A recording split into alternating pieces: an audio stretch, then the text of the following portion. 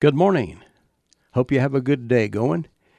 It was Will Rogers who said, "The only difference between death and taxes is that death doesn't get worse every time Congress meets." The other day, I came across a document that quoted the last words of Robert Alton Harris. He was executed in California's gas chamber on April the 21st, 1992, and what he said was this: "You can be a king or a street sweeper, but everyone dances with the Grim Reaper."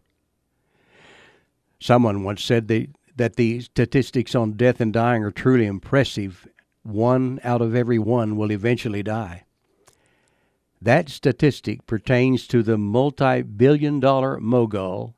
It also applies to the bag lady or the transient man who has no place to sleep tonight. I recently came across some statistics on one of the most powerful men on planet Earth at that time, several years ago, Leonid Brezhnev. Brezhnev was the General Secretary of the Central Committee of the Communist Party of the Soviet Union.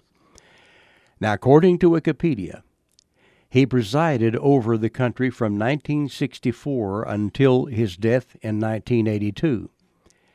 His spouse's name was Victoria, spelled Viktoria.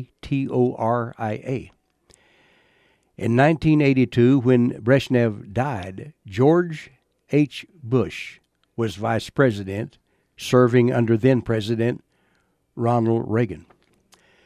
And George H. Bush represented our country at the funeral of Leonid Brezhnev. Bush noted, "The funeral's military precision and the icy coldness was eerie. Since the Soviet Union was officially atheistic, there were no prayers, no comforting hymns, no mention of God or anything else like that." Mr. Bush was close to the casket when Ms.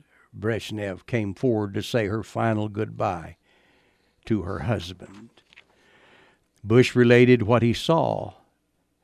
Miss Brezhnev walked up, took one last look at her husband, and then did something totally out of place in the shadow of the godless Kremlin. She traced the design of the cross on her husband's chest. Bush commented that in that one single act, God broke through the core of the communist system. The Old Testament prophet Jeremiah said this: "Death is come up into our windows, and is entered into the palaces, to cut off the children from without, and the young men from the streets." Eventually it will get us all, rich or poor. Death is no respecter of persons.